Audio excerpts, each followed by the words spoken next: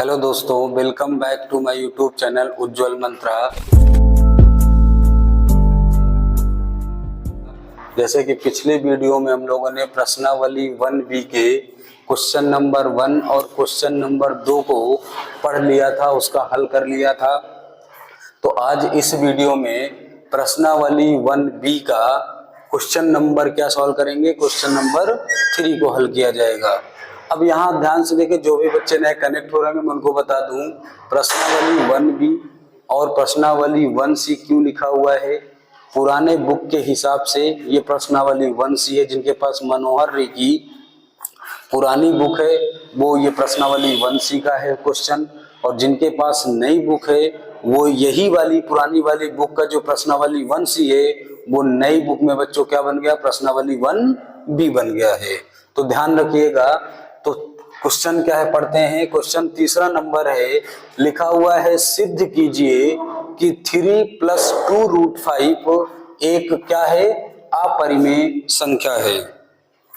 तो जो पिछले वीडियो में हमने क्वेश्चन नंबर 1 और क्वेश्चन नंबर 2 को पढ़ा था, वो क्या पढ़ा था हम लोगों ने, वो पढ़ा था कि क्वेश्चन नंबर 1 और 2 में पढ़ा था कि जिस संख्या को हमको सिद्ध करना हो कि वो अपरिमेय संख्या है, सबसे पहले उस संख्या को क्या मानेंगे कि वो एक संख्या क्या है, परिमेय है।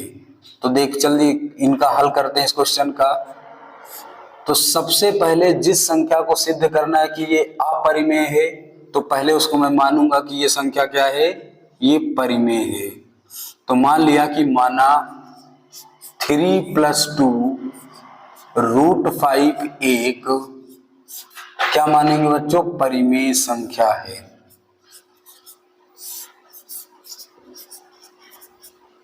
तो जब किसी संख्या को हम मान लेंगे कि वो एक परिमेय संख्या है, तो उसको हम किसके इक्वल में लिख सकते हैं, उसको हम P/Q के रूप में लिख सकते हैं।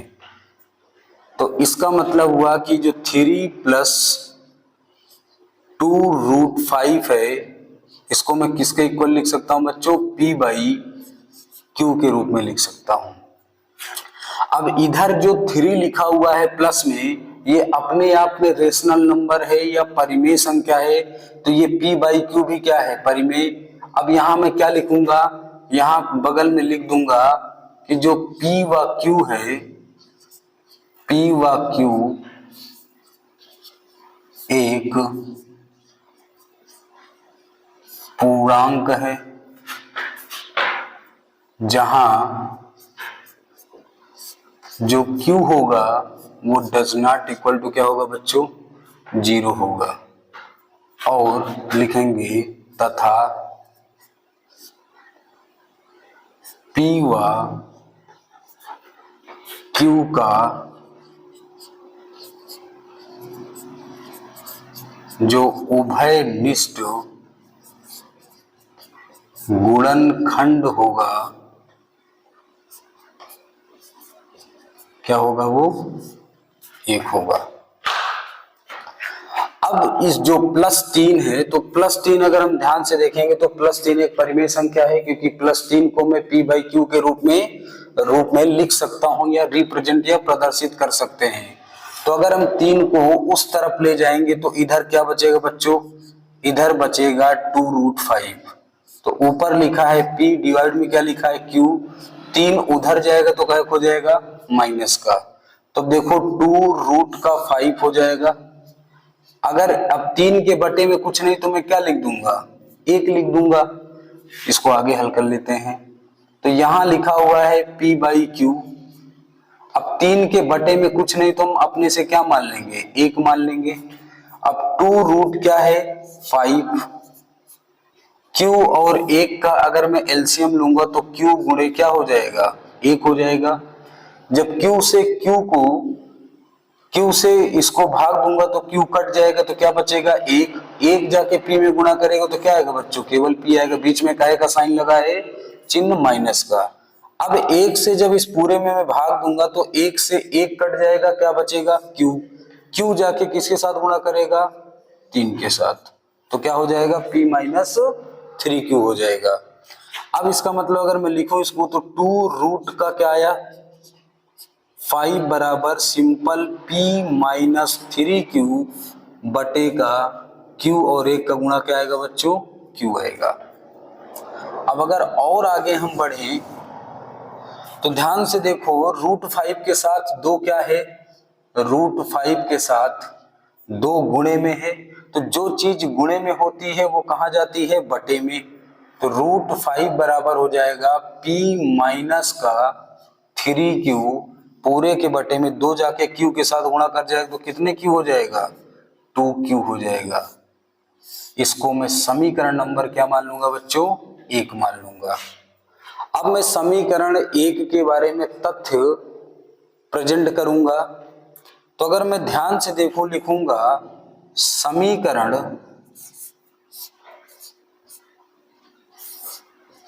1 में, समीकरण 1 में मैं लिखूंगा जो इक्वल के इधर लिखा हुआ है वो क्या लिखा हुआ है, ये तो इसको पहले लिखूंगा कि जो p माइनस 3q है और बटे में क्या बच्चों 2q, ये एक क्या होगा, परिमेय संख्या। पहली क्लास जब इस चैप्टर का पढ़ा था तो वहां मैंने टाइम लेके आराम से बताया था कि ये क्यों परिमेय संख्या होगा, क्योंकि किसी भी परिमेय संख्या में कुछ तुम घटा दो, मल्टीप्लाई कर दो, जोड़ दो, भाग कर दो, इसका मतलब उस हल होने के बाद वो आएगा क्या, वो परिमेय संख्या ही होगा। इसका मतलब p माइनस 3q बटे 2q क्या कहलाएगा, एक परिमेय संख्या कहलाएगा। तो एक परिमेय संख्या है।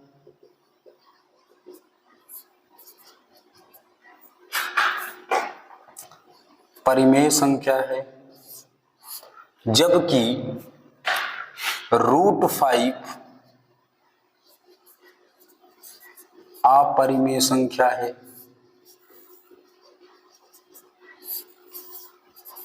अपरिमेय संख्या है। हम जानते हैं, हम जानते हैं कि परिमेय संख्या,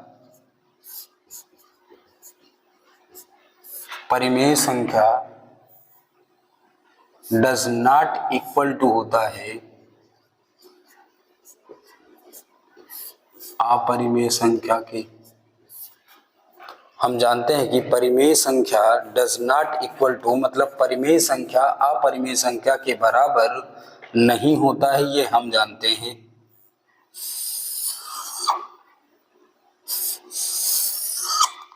अब ध्यान से देखो, हमने क्या लिखा कि समीकरण 1 में ये वाला हिस्सा तो क्या था, परिमेय संख्या, जबकि √5 इस हिस्से में क्या था, अपरिमेय संख्या है। और हम जानते हैं कि परिमेय संख्या और अपरिमेय संख्या कभी भी बराबर नहीं होती है।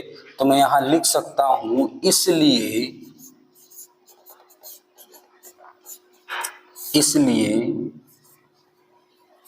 समीकरण 1 का विरोधाभास हो रहा है। इसलिए समीकरण 1 का विरोधाभास हो रहा है, जिससे मानी गई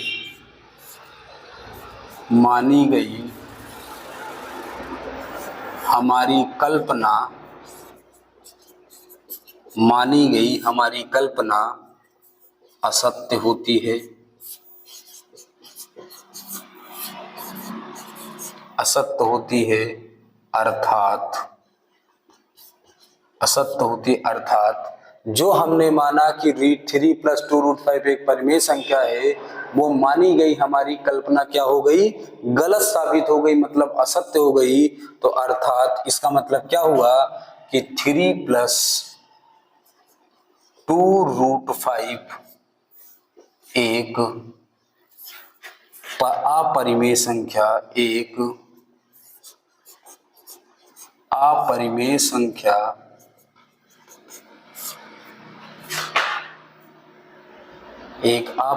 संख्या है। तो इस तरीके से हमारा क्वेश्चन नंबर 3 बच्चों क्या हुआ, हल हुआ। इसका मतलब शुरुआत में दिया था कि सिद्ध कीजिए कि 3 + 2√5 एक अपरिमेय संख्या है। तो जब भी किसी संख्या को बोले कि ये अपरिमेय है, उस अपरिमेय संख्या को तुरंत हम लोग क्या मान लेंगे कि वो क्या है, परिमेय संख्या है। तो जिसको मुझे सिद्ध करना है कि वो अपरिमेय, उसको तुरंत मैं मानूंगा कि क्या है, परिमेय। जैसे ही उस संख्या को मैं मानूंगा कि वो परिमेय है, तो परिमेय वाली संख्या को मैं किस रूप में व्यक्त कर सकता हूं, p/q के। तो मैंने 3 + 2√5 को p/q के रूप में क्या कर दिया, व्यक्त कर दिया, रिप्रेजेंट या प्रदर्शित कर दिया। अब इधर जो 3 लिखा हुआ था, हमें पता है ये ओवरऑल ये तो क्या है, अपरिमेय, लेकिन इसके साथ जो 3 प्लस में लिखा ये परिमेय है, इसको मैं परिमेय की तरफ ले जाऊंगा। तो p/q माइनस का 3 इधर चला आया। इस पूरे को जब मैं हल किया तो p - 3q बटे का क्या आया, q आया। अब √5 के साथ जो 2 लिखा है, वो भी हमको पता है कि 2 परिमेय संख्या होती है। तो √5 के साथ जो गुणे में है, उसको भी दूसरे तरफ में भेज दूंगा। किनके साथ, जो दूसरे तरफ परिमेय संख्या लिखी है। तो 2 जाके q के साथ क्या कर जाएगा, मल्टीप्लाई। तो √5 बराबर p - 3q बटे का 2q क्या है, समीकरण 1 है। अब समीकरण 1 से ये पूरा तथ्य हमने लिखा, क्या लिखा कि समीकरण 1 में ये वाला हिस्सा जो है वो तो एक परिमेय संख्या है, और जबकि हमको पता है कि √5 एक क्या है, अपरिमेय संख्या है। हम जानते हैं कि परिमेय संख्या और अपरिमेय संख्या कभी भी बराबर नहीं होती है। इसलिए समीकरण 1 का क्या हो रहा है, विरोधाभास हो रहा है। अगर समीकरण 1 का विरोधाभास हो रहा है, इसलिए जो शुरू में हमने कल्पना की थी कि 3 + 2√5 एक क्या है, परिमेय संख्या, इसका मतलब वो मानी गई कल्पना हमारी क्या हो गई, असत्य होती है। अगर मानी गई कल्पना असत्य होती है, और हमने माना था कि 3 + 2√5 क्या है, एक अपरिमेय संख्या, मतलब परिमेय संख्या है, और जो हमने माना कि ये परिमेय संख्या है, वो हमारी कल्पना ही क्या हो गई, असत्य हो गई। इसलिए जो हमने माना वो क्या हो गया, गलत। इसका मतलब मैं लिख सकता हूं, उसका मतलब हुआ कि 3 + 2√5 एक परिमेय संख्या न होकर क्या है, अपरिमेय संख्या है। तो इस तरीके से क्वेश्चन नंबर 3 पूरा हल होता है।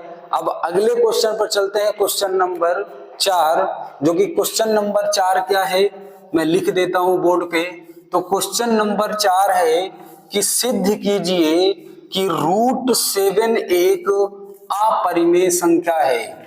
तो बस यहां पर जो संख्या 3 + √5 का लिखा है, उसको मुझे केवल क्या लिखना है, √7। तो ध्यान से देखें, जो √3 + 2√5 है, इसको मुझे क्या बनाना है, केवल मुझे बनाना है √7। क्या बनाना है, √7। इसका मतलब मेरा क्वेश्चन तैयार हो गया। और ये क्वेश्चन नंबर कौन सा बेटा, क्वेश्चन नंबर 4 है। तो क्वेश्चन नंबर 4 का रखा है, सिद्ध कीजिए कि √7 एक क्या है, अपरिमेय संख्या है।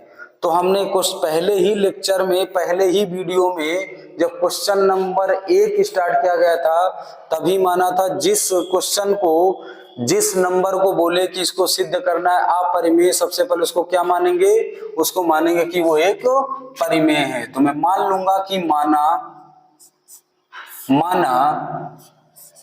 √7 एक परिमेय संख्या है। क्या है, परिमेय संख्या है।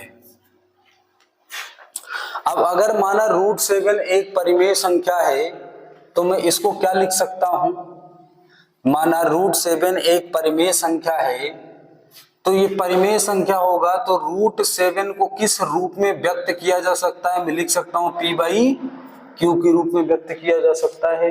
तो यदि एक √7 p/q के रूप में व्यक्त किया जा सकता है, तो p/q है क्या, उसे मैं लिख दूंगा यहां पे।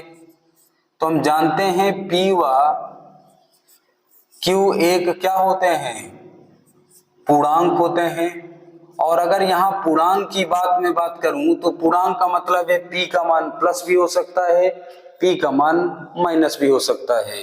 इसी तरीके Q का मान प्लस भी हो सकता है, Q का मान माइनस भी हो सकता है, इसलिए P और Q को क्या लिखा गया, एक पूर्णांक है। लेकिन याद रखना, लेकिन जो Q होगा वो डज नॉट इक्वल टू क्या होगा बेटा, 0 होगा।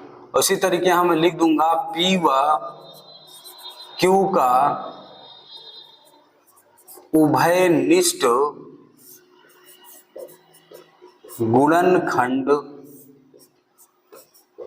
एक है, ये जरूर आप याद रखिए। तो ये P व Q के बारे में डिस्क्रिप्शन है, उसके बारे में ये है कि P और Q आखिर है क्या। तो अब आगे बढ़ते हैं। तो ध्यान से देखो, अगर इस Q को मैं √7 के साथ मल्टीप्लाई कर दूं तो √7 इंटू क्या हो जाएगा बेटा, P हो जाएगा। अब अगर मैं दोनों ओर वर्ग कर दूंगा, दोनों ओर वर्ग करने पर क्या लिखूंगा, दोनों ओर वर्ग करने पर, तो ध्यान से देखो √7Q पूरे का वर्ग हो जाएगा बराबर, इधर भी P का क्या हो जाएगा, वर्ग हो जाएगा। अब ध्यान से देखो √7 का तो पहली बात तो अलग से वर्ग कर दो, Q का अलग से वर्ग कर दो, इधर क्या हो जाएगा, P का स्क्वायर।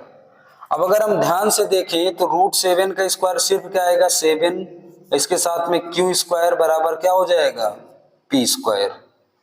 अब ध्यान से देखो ये जो नीचे आया हुआ है ये क्या लिखा हुआ है हमारा, ये लिखा हुआ है कि 7Q स्क्वायर बराबर क्या लिखा हुआ है, P स्क्वायर। तो मैं इसके बारे में क्या लिख सकता हूं, वो स्टेटमेंट लिखते हैं। तो 7Q स्क्वायर बराबर क्या लिखा हुआ है, P स्क्वायर। इसका मतलब मैं कह सकता हूं कि जो मेरा P स्क्वायर है वो किससे विभाजित है, 7 से। तो मैं लिखूंगा P स्क्वायर 7 से विभाजित है, तो P भी 7 से विभाजित होगा।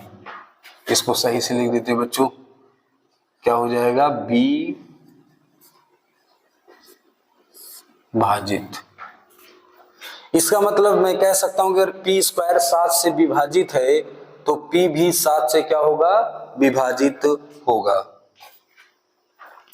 अब देखो क्या है, क्यों P स्क्वायर 7 से विभाजित है। जैसे अगर मैं इधर लिख दूं कोई नंबर कि इधर कोई 10 लिखा हुआ है और इधर क्या लिखा हुआ है, 5, इसमें मैं 2 का मल्टीप्लाई करूंगा तभी तो ये दोनों बराबर आएंगे। इसका मतलब है, ध्यान से देखो, अगर 2 से मैं 10 को काटूंगा तो ये पूरी तरीके से विभाजित हो जाएगा या नहीं। तो ये छोटे नंबर से अगर हम सीख सकते हैं कि यहाँ 7Q स्क्वायर बराबर क्या लिखा हुआ है, P स्क्वायर लिखा हुआ है।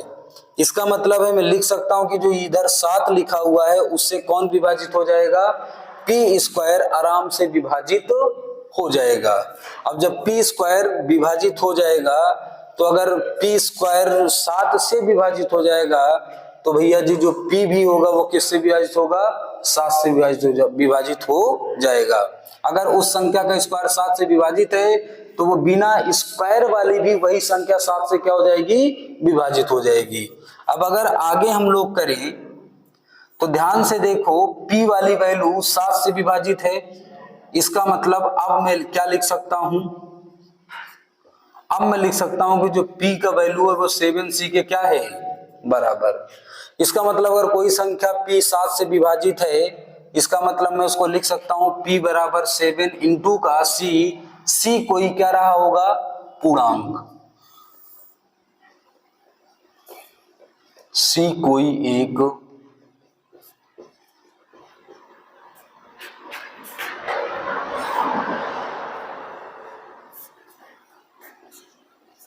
पूर्णांक है। इसका मतलब 7C किसके इक्वल हो जाएगा, PC के। इसको हम समीकरण क्या मान लेंगे, 1। अब समीकरण 1 में समीकरण 1 में p का मान रखने पर, तो समीकरण 1 में p का मान रखने पर तो क्या हो जाएगा, 7q² बराबर p के जगह पर क्या लिखना है, 7c का होल स्क्वायर हो जाएगा। तो ध्यान से देखो 7q² बराबर 7 का स्क्वायर 49 और साथ में क्या हो जाएगा, c² हो जाएगा। तो ध्यान से देखो काटो तो क्या हो जाएगा, 7। इसका मतलब q² बराबर सिंपल 7 क्या हो जाएगा, c²। अब इससे हमारा क्या आगे आएगा, अगला स्टेटमेंट लिखा जाएगा। तो आइए देखते हैं, आगे बढ़ते हैं। तो हमारा क्या आ गया, q² बराबर क्या लिख गया, 7c² लिख गया। तो अगर हम आगे लिखें, अब ध्यान से देखो, जैसे समीकरण 1 में लिखा हुआ था, समीकरण 1 में लिखा हुआ था 7q² बराबर p²। इसका मतलब 7 से p² क्या था, डिवाइड था। तो 7 से यदि p² डिवाइड था, इसका मतलब 7p भी 7 से विभाजित होगा। इसी तरीके देखो q² बराबर 7c² लिखा है, तो उसी तरीके में स्टेटमेंट लिखूंगा। और क्या लिखूंगा, लिखूंगा q² 7 से विभाजित है, इसलिए q भी 7 से विभाजित है। तो क्या लिख दिया मैंने, q² 7 से विभाजित है, इसलिए q भी 7 से क्या होगा, विभाजित। अगर मैं इस वाली स्टेटमेंट को, अगर आप इतनी वाली स्टेटमेंट को, और अगर इन दोनों स्टेटमेंट को अगर हम कंबाइन करें, तो यहां लिखा हुआ है कि p भी किससे कट रहा है, 7 से। और यहां ध्यान से देखो q भी किससे कट रहा है, 7 से। लेकिन जब हमने √7 बराबर p/q लिखा था, तो उसके सामने हमने लिखा था कि p व q एक पूर्णांक है। क्या लिखा था, p और q एक पूर्णांक है, और जहां पर p और q का उभयनिष्ठ गुणनखंड क्या है, 1 है।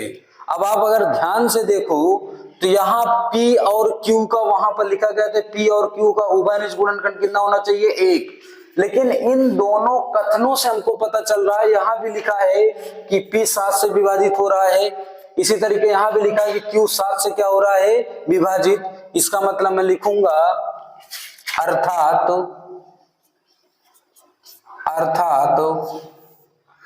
p व q का उभयनिष्ठ गुणनखंड, अर्थात p व q का उभयनिष्ठ गुणनखंड 7 है, जो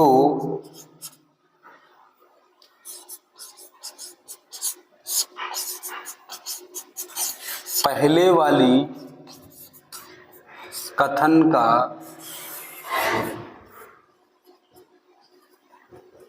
विरोधाभास, पहले वाली कथन का विरोधाभास करती है।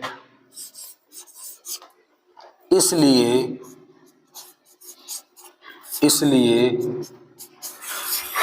मानी गई कल्पना,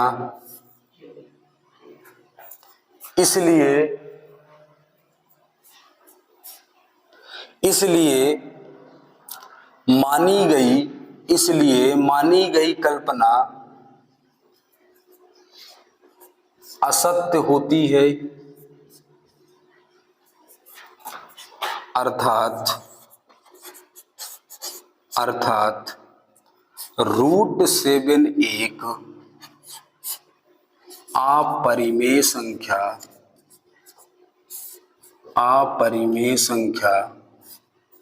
अर्थात √7 एक अपरिमेय संख्या है।